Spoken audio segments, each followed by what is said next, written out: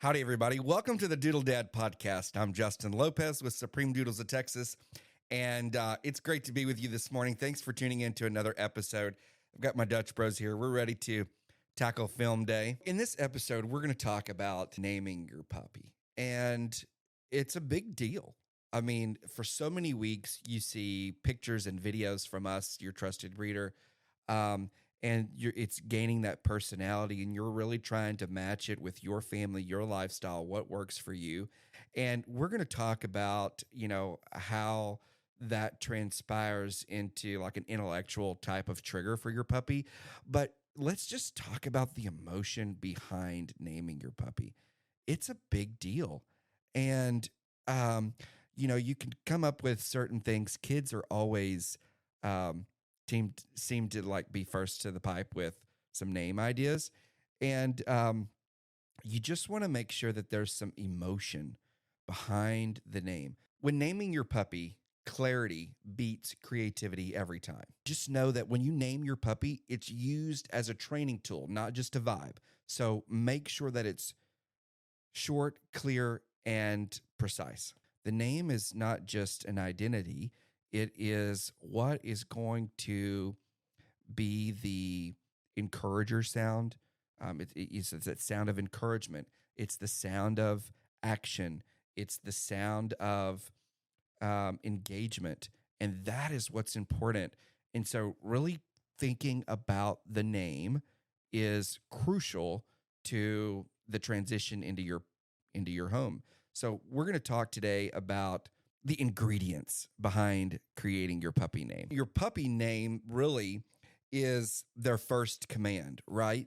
I mean, that is going to get their attention. Your dog doesn't understand identity like we do. They understand sound and repetition and association to their name, right?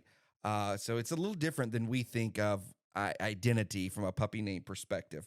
So when you pick a name, you're not just being creative, right? It's a training tool.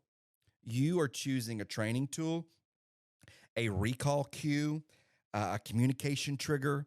That's what you're choosing when you choose your puppy name. Just remember that from day one, you're building a recall. And if their name is muddy, their response will be muddy too. So just remember that.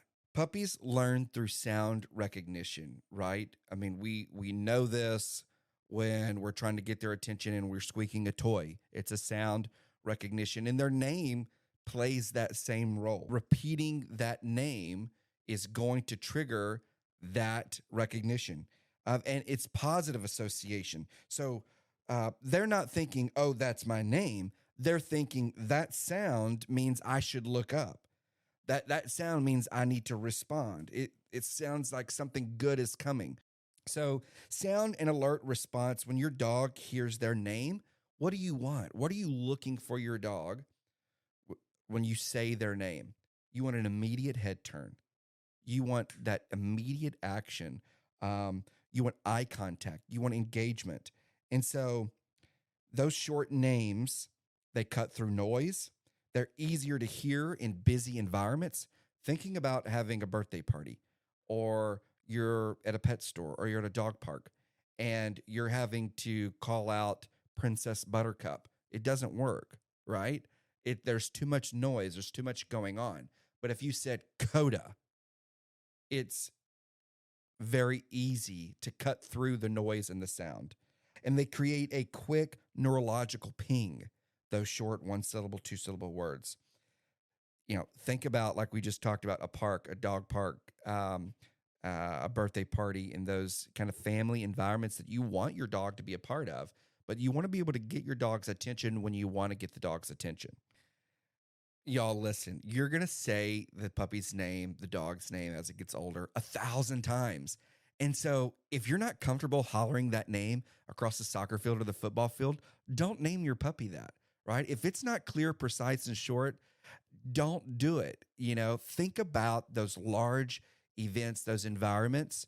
If you're going to say it 100 times, if you're not comfortable saying it in those large environments, don't pick it. So just remember this, that your dog's name equals identity plus energy. think about those tones. For example, we've had a Marley and a Minnie. Um, those tones are important when you're trying to get their attention. So, for example, like Marley, that high pitch, and then, just I'm sure you're envisioning the doodle head right now, just doing this number. But Marley, you want to go outside? Those high pitch, that has more meaning and more longevity than that tone and rhythm has more meaning and longevity than the actual creativity and the meaning of their actual name. Strong, confident names just produce clearer and confident responses. So as we dive into the nitty gritty of choosing a name and how to choose a name, let's talk about why short names work better than longer names or bigger names. Short and sharp works better because they're easy to recognize. They're faster to process, and they create a quicker reaction time. So think about this: Maple, Frisco. Those are example of short, one syllable name. Wait, Maple. See, I have to do the clap too. Maverick. That's a two-syllable name. Marley. Those are okay. One-syllable names are always better than two or more, but one or two syllables is where you want to stick. And get out your clapping hands. Figure that out. That's what we do, right? Alexander. That's too much. I mean, the dog has lost its attention by the time you get to the end of its name. Princess Buttercup. I mean, Jesus, let's not do that. By the time you finish saying a long name, your puppy has lost focus, right? They've got distracted.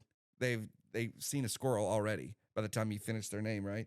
Or they've never fully processed the entire sound of their name.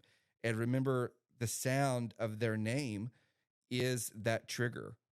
So short names equals instant clarity, and that's what you want to stick with. Some of you out there might be trying to name your new baby coming up. Think about this. It's the same thing from an emotional standpoint.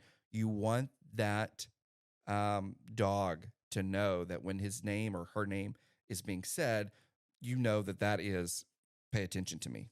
What you don't want to see is that name change from a you're in trouble trigger or come here or else. I'm frustrated. So you want to build positive association with their name. You want to build trust, and you want to build reliable response. And so it's really important. As we wrap up this podcast today, look, do us all a favor. Do not rename your dog 5 times. Find that one that's special to you and your family. Find that one that is sharp, clear, and easy to understand from a dog perspective, and stick with it. We're going to do something fun. If you can name the top 5 dog names of 2025, it's going to be on our list. We will make sure and send you something special. You could find us on Facebook, Instagram, TikTok, Apple Podcast, and YouTube. Thanks for tuning in to another episode of the Doodle Dad Podcast. Make sure you like, subscribe, and click that follow button. Thanks for being here.